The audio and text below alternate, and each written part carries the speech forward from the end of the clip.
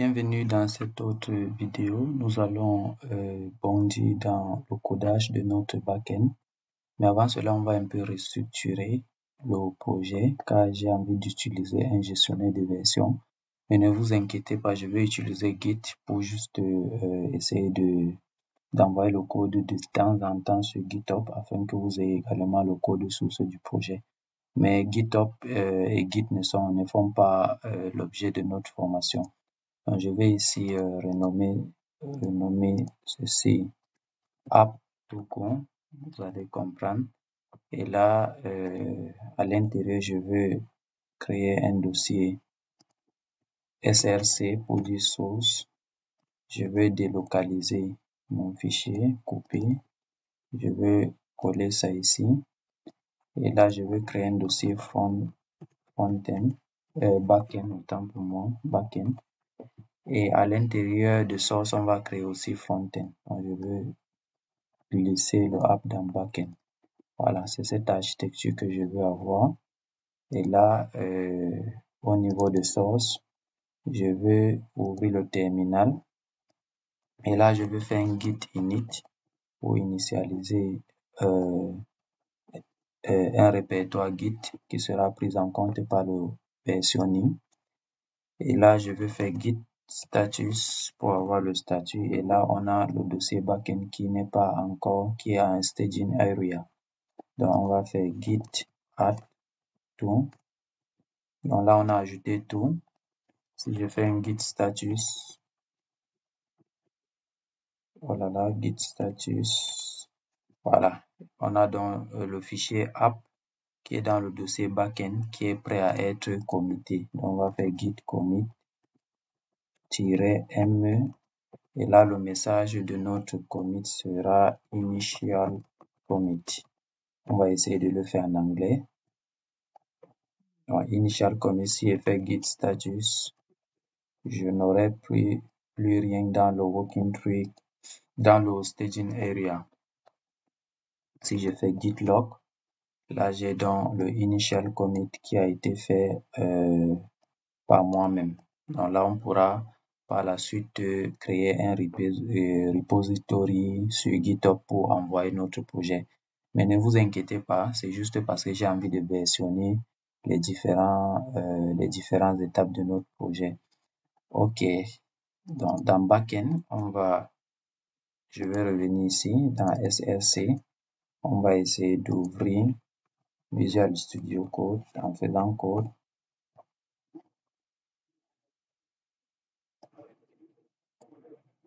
Et là, on a notre Visual Studio Code qui est ouvert à backend. Donc, voilà notre application.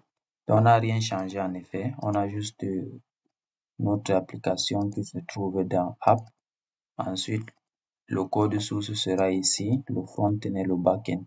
On a initialisé un repository Git. Ok, à l'intérieur de backend, on a App qui est le point d'entrée de notre application. On va faire un G, on va faire un CD backend pour entrer dans le dossier backend. Et là, je vais faire un clean, je vais faire python app.py pour démarrer notre fichier. Et là, notre serveur est démarré sur le localhost. On peut bien vérifier ça.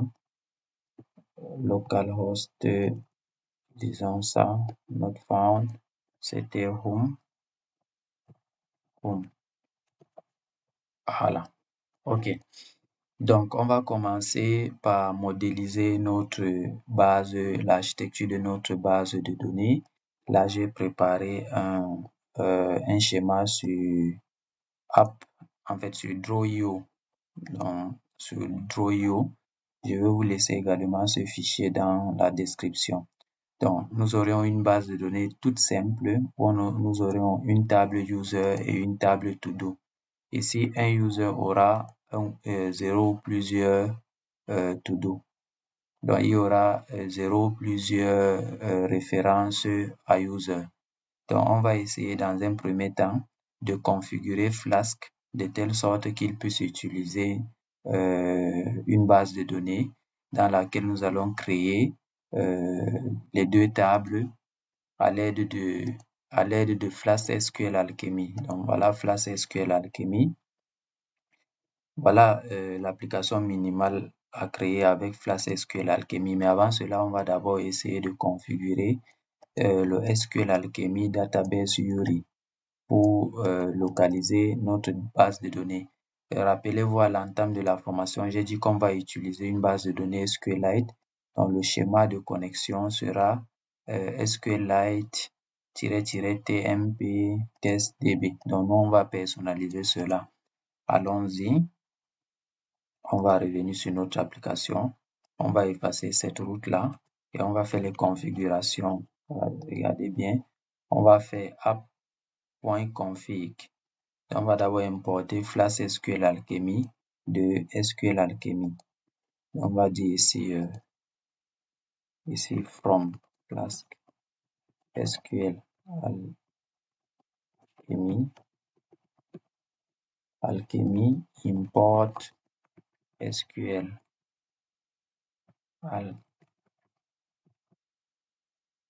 Alchemy. J'ai un clavier QWERTY, je ne suis pas habitué. Alchemy. Je pense que c'est ça. Regardons. Donc, on a from Flask SQL Alchemy import SQL Alchemy. On a ici un A majuscule. Donc, Flask SQL Alchemy import SQL Alchemy. Ça, c'est bon. Ensuite, on a app Flask name, -name, ce qui est bon aussi. Ensuite, on a une configuration. Donc, on va faire app.config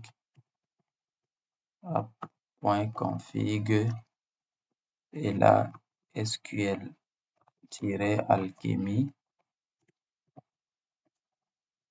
database URI. Je pense que c'est ça. SQL Alchemy, on va copier ça. On va faire copier. SQL Alchemy, c'est en un seul mot. Paf. SQL Alchemy database URI égale à. Regardez la chaîne de connexion à une base de données SQLite. C'est SQLite. Je vais copier. Je vais coller. Donc, c'est SQLite 4/temp test.db. Donc, nous, on va dire ici qu'on aura le dossier instance pour avoir notre base de données. Et la base de données va s'appeler To-Do App Manager. To-Do App Manager. Donc, ça veut dire que on aura dans le dossier instance la base de données To-Do App Manager.db. Donc, il sera créé ici dans Source. Il sera créé dans Source. Qu'est-ce qu'il y a encore lieu de faire? Donc, on doit ici récupérer l'objet DB grâce à SQL Alchemy. Donc, on va faire DB égale à SQL Alchemy, c'est-à-dire celui-ci là qu'on avait importé. Entre parenthèses, on va lui donner le app, notre application Flask. La plupart des extensions fonctionnent comme ça. On va configurer l'extension et par la suite, on va donner à l'extension notre app Flask. Je pense que ça, c'est bon. Et ensuite, on peut créer donc les classes qui vont représenter nos différents modèles. On va commencer par le user. On va dire classe user qui sera db.model. Donc, de cet objet DB là, on va appeler modèle. Ça, c'est l'héritage. On aura ID qui sera égal à, regardez bien ici, on a, pour créer une colonne de la base de données, on va faire db.column. On va préciser le type de la colonne qui peut être integer, string, il y aura plein d'autres, on verra ça. Je pense qu'il y a, bref, on va voir cela. Mais allons-y doucement. Donc, on va créer notre première colonne. On va faire db column. C'est une classe column. Entre parenthèses, db.integer. Voyons voir. Integer en majuscule, virgule. Primary key égale à true pour dire que la colonne est une clé primaire. Je pense que c'est bon.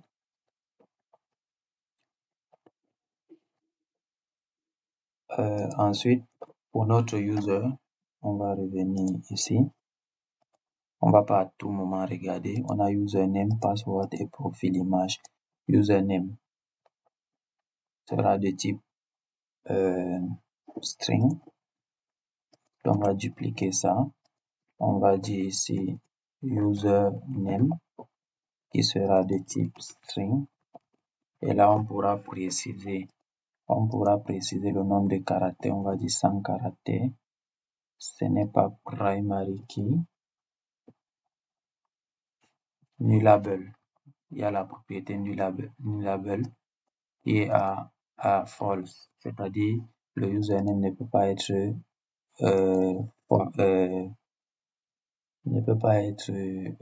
vide. Donc, false. Nullable false. Ensuite, on aura l'email. Je duplique ça. L'email qui aura également 100 caractères. Nullable false aussi. Ensuite, nous aurons le password. Le password qui sera toujours une colonne avec, disons, le password avec 200 caractères par exemple. Si c'est suffisant. Ça ne peut pas aussi être nul. Nullable false. Profile image. Donc, on aura profile image. Pour l'image de profil, on aura db column 200 caractères. Je pense que c'est pas assez. En disant 100 caractères comme le username, vu que le profil image aura le username. Donc 100 caractères, non pas 100 caractères parce qu'il y a l'extension. On dira, disons même 120 caractères ou bien 103 caractères, mais 120 ça me va. Ici, le profil, l'image du profil peut être nul, donc nullable true. Je pense que c'est bon pour la classe user. On va par la suite créer le doigt en bas.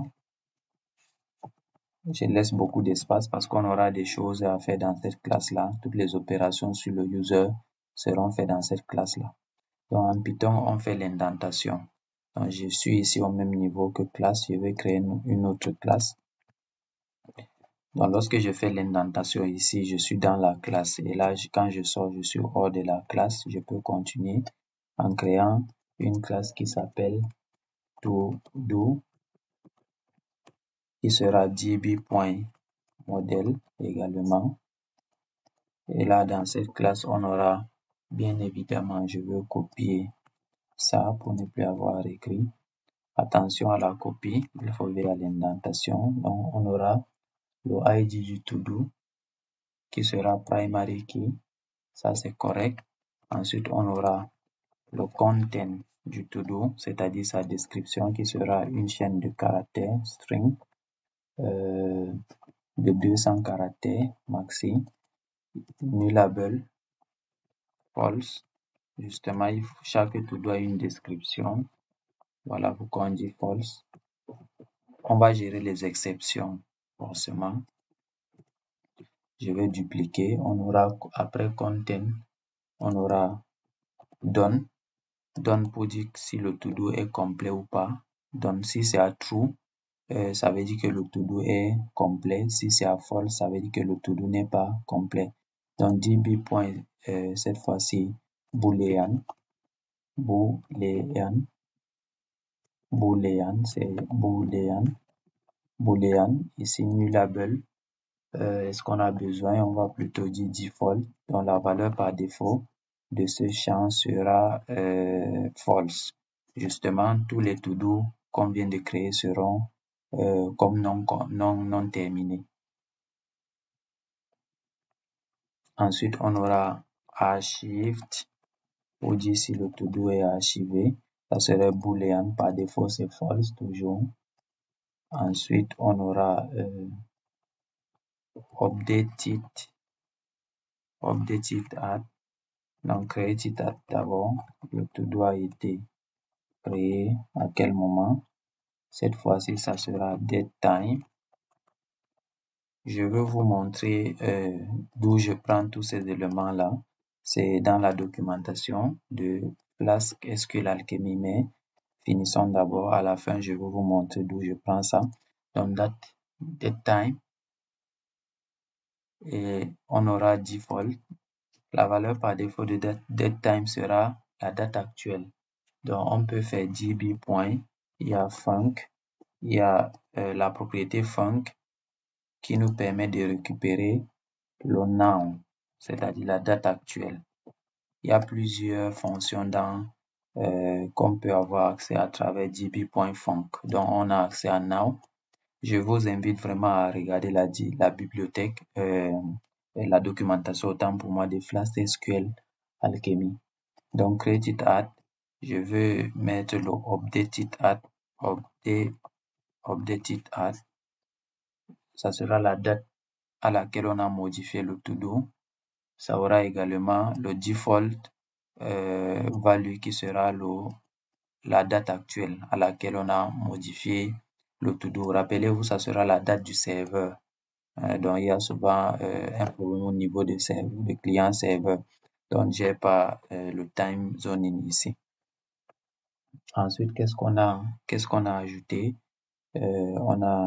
Regardons notre modèle, notre fameux modèle. On a le ID, le content, le done. On a le user ID. Donc, qui sera la clé étrangère car elle va faire le lien avec, regardez bien, c'est bon.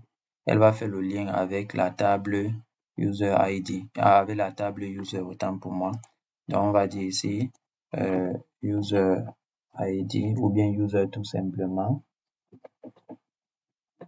Non, disons user ID pour que ça soit bien parlant. Et là, on va faire db.column. Column, cette fois-ci, on va écrire db.integer. Ça sera du même type que le ID ici. Et là, on aura db.foreign key. Et là, le foreign key va faire référence à user.id. Donc, c'est comme ça qu'on matérialise la clé étrangère dans Flask SQL Alchemy. Donc, on accède à DB et on a foreign key et on précise la table, c'est-à-dire la table user et le champ correspondant à la clé étrangère qui est l'ID. Donc, c'est comme ça. Et là également, quand on fait ceci, on aura la possibilité ici de récupérer, de faire un backref pour récupérer tous les to-do de l'utilisateur parce qu'il saura, grâce à la clé étrangère, identifier ces to-do là. Donc, on va le faire rapidement.